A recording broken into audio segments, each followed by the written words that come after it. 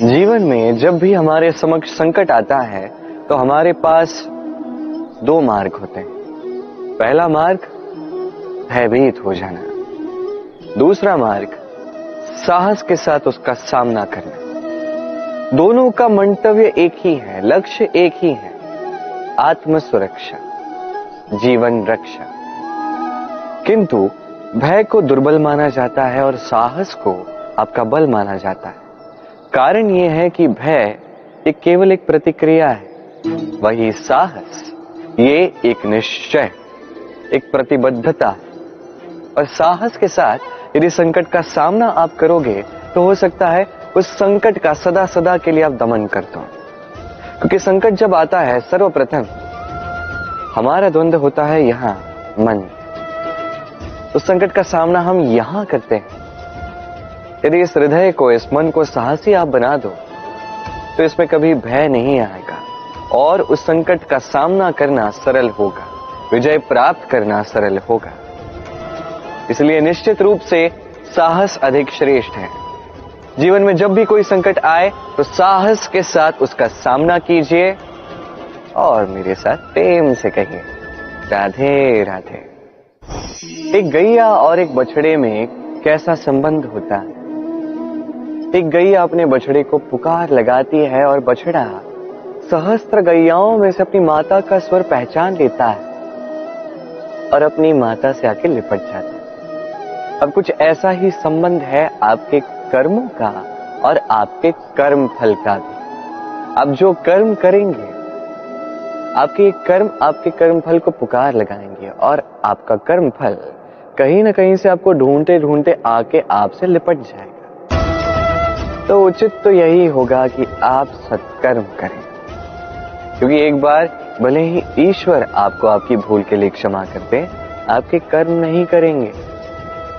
तो यदि आप दुष्कर्म करने वाले हैं तो आप समझ जाइए। अब यदि आप शुभ कर्म करने वाले हैं तो आप समझ जाइए, जो आपका कर्म होगा आपका फल आपके पास अवश्य आएगा। आज नहीं तो कल, कल नहीं तो कुछ और समय में, किंतु आएगा अवश्य। आइए मेरे साथ प्रेम से कहिए राधे राधे। हम सभी कभी ना कभी जीवन में ईश्वर से कुछ न कुछ मांगते हैं और ईश्वर जब हमारी मनोकामना पूर्ण करते हैं हम बड़े प्रसन्न हो जाते हैं। परंतु जब ईश्वर हमारी मनोकामना पूर्ण नहीं करते तब हम सोचते हैं, संदेह करते हैं, क्या सच में ईश्वर है? आपको एक बात बता दूं, यदि आपने ईश्वर के समक्ष अपनी इच्छा रखी, अपनी मनोकामना रखी और ईश्वर ने वो पूर्ण कर दी, इसका अर्थ ये है कि ईश्वर जानते हैं कि आपको इसकी आवश्यकता है। किंतु यदि आपने कामना की और वो पूर्ण नहीं हुई तो बस इतना स्मरण रखिए, ईश्वर वो सब देख सकते हैं जो आप नहीं देख सकते। दूसरा कारण ये है कि ईश्वर ये बात भली भांति जानते हैं कि जो इच्छा आप रख रहे हैं वो इच्छा आप स्वयं अपने बल पर पूर्ण कर सकते हैं। तो यदि आपकी इच्छा ईश्वर पूर्ण करते हैं तो उन्हें धन्यवाद कहिए। यदि इच्छा पूर्ण नहीं करते हैं तो और भी धन्यवाद कहिए, क्योंकि वो आपके लिए या तो अच्छा कर रहे हैं या तो आपको उतना योग्य समझ रहे हैं कि आप स्वयं अपनी इच्छा, अपने स्वप्न पूर्ण कर सकते हैं। अपना कर्म करते जाइए, जीवन में आगे बढ़ते जाइए और मेरे साथ प्रेम से कहिए राधे राधे। आम और नीम दोनों ही अपने अपने स्थान पे अत्यंत विशेष, अत्यंत श्रेष्ठ। आम हमारी शक्ति बढ़ाता है, वही नीम रोगों से लड़ने की हमारी क्षमता बढ़ाता है। अब आम अत्यंत मीठा होता है और नीम कड़वा होता है। अब क्या इस कारण से नीम को निराश हो जाना चाहिए या स्वयं से घृणा करनी चाहिए कि वो कड़वा है? कदापि नहीं। देखिए, नीम कड़वा है, इसमें नीम का कोई दोष नहीं है, दोष जीवा का है। इसे मीठा भाता है और कड़वा नहीं भाता। किंतु यदि आप नीम का उपयोग अपने जीवन में नहीं करोगे तो रोगों से लड़ने की आपकी क्षमता बढ़ेगी ही नहीं। तो नींव तो है अत्यंत महत्वपूर्ण। इससे आपको क्या सीख मिले? यही कि कभी भी जीवन में किसी और के मापदंडों पे स्वयं को मत परखिए। आपकी योग्यता, आपकी विशेषता, आपके गुण अवगुण, ये स्वयं आप समझ जाइए, इतना ही पर्याप्त है। आइए और मेरे साथ प्रेम से कहिएगा, राधे राधे। क्या आपने कभी कुएं से जल निकालते हुए किसी को देखा है? एक पात्र को रस्सी से बांधा जाता है, उसे कुएं में डाला जाता है, खींच के तब जल प्राप्त होता है।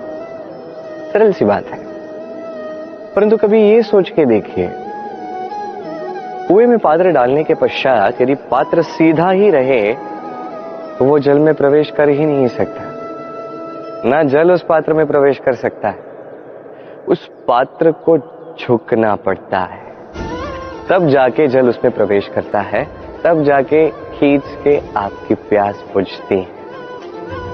अब इसमें जीवन की एक अमूल्य सीख छिपी है, एक सीख जो संसार के हर एक व्यक्ति के लिए महत्वपूर्ण है, और उस सीख का नाम है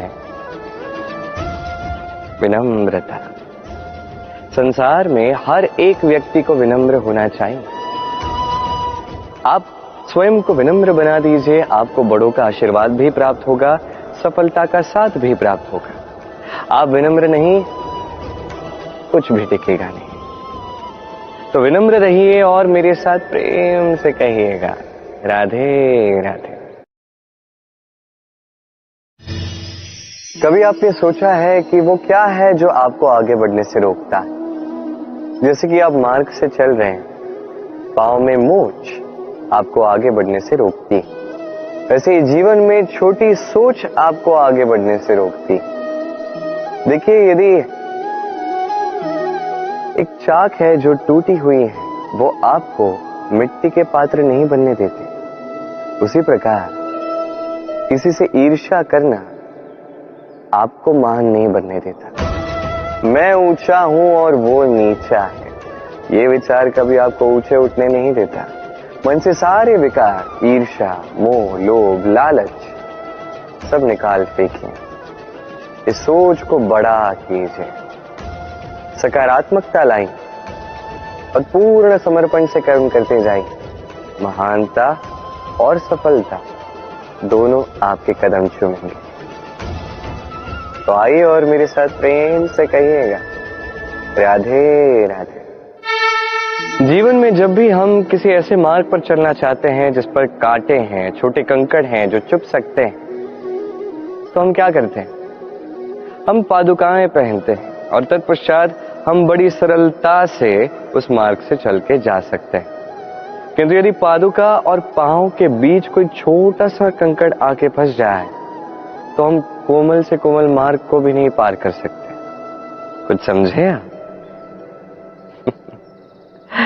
इसका सार यही है कि हम बाहरी युद्ध जीत सकते हैं, वहां पे सफल हो सकते हैं, किंतु उससे भी कहीं अधिक महत्वपूर्ण और कहीं अधिक कठिन आंतरिक युद्ध होते हैं, आंतरिक कठिनाइयां होती हैं। लोभ, मोह, क्रोध, लालच, भय, यदि ये आपके भीतर है तो आप संसार के किसी भी स्तर तक पहुंच जाइए, कितना भी बड़ा युद्ध जीत जाइए, आपको संतुष्टि नहीं मिलेगी। तो सर्वप्रथम स्वयं को सुधारें, तत्पश्चात इस संसार को जीतें और उससे पहले मेरे साथ प्रेम से कहें, राधे राधे।